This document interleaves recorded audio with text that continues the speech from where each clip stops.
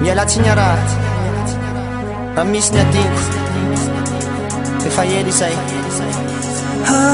tsy maintsy very satria misy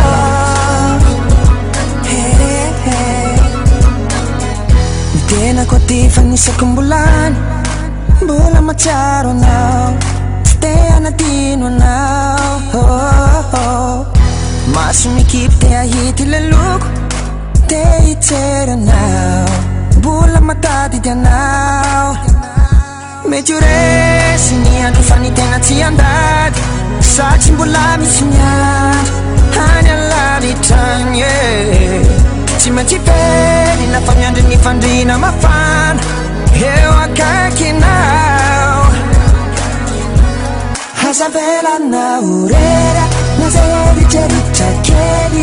hatokanao antsika hazavelanao moda raha tsy mitondra nile masoandro natokako anao hazavelanao modio raha mafy niatoka anao miandro sany ahoana ny fokotsy te hitalao satria mbola misy anao masoandro no kendraiky miala elo manery mitady ny herinao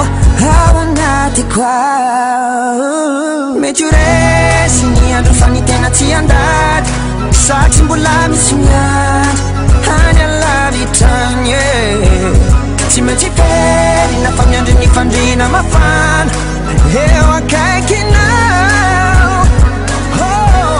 hazavelanao rera hazavelanao hatokanao antsika